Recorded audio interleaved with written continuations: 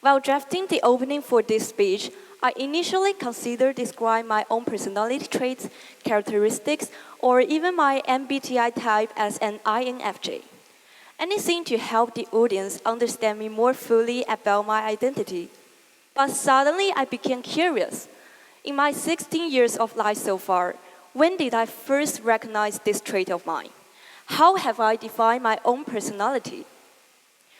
The earliest moment I recall sensing my uniqueness was at age 6, when I realized that I was a crybaby. As a child, every conflict with my parents would trigger immediate tears the instant I recognized the tension.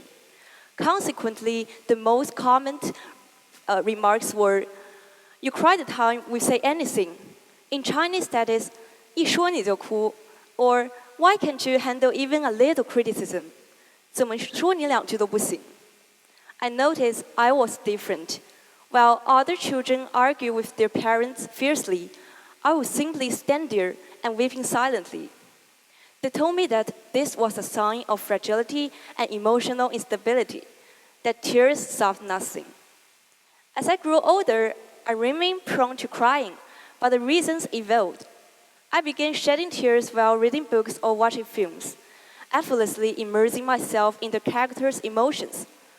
I cried when listening to others' life stories or witnessing their hardships. I even cried at the moments of introspections, moved by imagined futures or answers that either too beautiful or too tragic. Consequently, the most common feedback I received was, "You think too much. You need to toughen up." With time, I grew to despise my tears, for our cultures attaches significant stigma to traits like shyness, sensitivity, and introversion. Displaying vulnerability and sensitivity signal weakness, proof that I crumble under pressure, a mark of shame. Sensitivity, I concluded, was my flaw. Upon entering middle school, as my life experiences expanded, I grew increasingly curious about this trait. Why was I so emotionally reactive? One day, while scrolling through my phone, I formally self-diagnosed as a highly sensitive person, which is called HSP. American psychologist Elaine Aron, who pioneered the concept of high sensitivity, defines HSPs as those who process information with atypical depth, acuity, intensity, and persistence. I can illustrate the abstract idea with an example. If a friend says, "You can come to the party if you are free," many people might consider it was a friendly invitation, but I, as an HSP, fixate on phrases like, "if you are free and can." This detects layers of uncertainty that suggest the speaker isn't genuinely for my attendance. Perhaps it's mere politeness. This fuels hesitation about joining and doubts the friendship's authenticity. I remember at 12, I perfected the art of silent crying, all because my biology teacher casually mentioned that my lab report was a bit overdramatic. This single adjective made me question my entire existence for weeks. Similarly, during childhood conflicts with my parents, my perception of their disapproval, anger, and humiliation amplified with my intensified sensitivity, which I internalized as relentless self-criticism and toxic shame.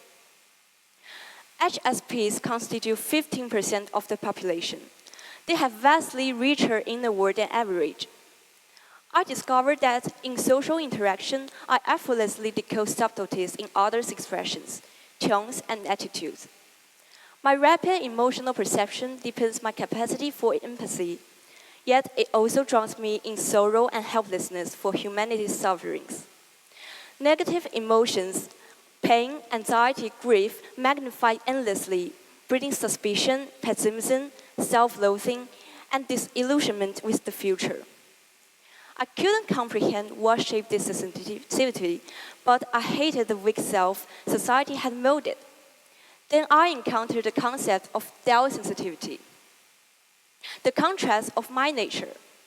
I began feigning emotional numbness. Online advice framed doubt sensitivity as abandoning emotional needs to cultivate steadiness. sharpening oneself into a blade to sever inherent pain. I forced myself to ignore and suppress the acute emotion I felt, allowing the inner desolation and emptiness to consume me. This so-called Tao sensitivity became a fig leaf to hide my shame in front of others. Highly sensitive people are perpetually torn between two opposing desires: conformity for acceptance or authenticity. I tried for years to get rid of the image of crybaby, yet no matter how I tried to conform, the truth remained glaring. I still saw what others couldn't, felt what others missed. I still cried. In fact, I began weeping while drafting the first paragraph of this speech and have paused to cry 5 times since. At 14, while preparing for China's high school entrance exams, which is the 中考, stress and anxiety magnified my fragility. During that period, my favorite singer released a song about his journey as a highly sensitive person. How he's transformed environmental perception into art and embraced sensitivity as his creative gift. For the first time, I felt seen. His lyrics mirror a hidden version of myself, revealing that sensitivity could unlock possibilities. I could say loudly what others struggle to express. 2 years ago, I launched a journal column titled "Instruction for My Tears," aiming to uncover the root motivations behind my tears and weaponize this empathy. Look back to the journal I wrote in 2023. On March the 12th, I cried because one of my friends was diagnosed with depression, and I could feel her pain, and I was so willing to help her. On May the 11th, my 15-year-old birthday, I cried because I knew that I grew older physically and mentally, and that were tears of relief. Through writing, I started immersing myself in essays. I fell in love with literature after countless moments of resonance.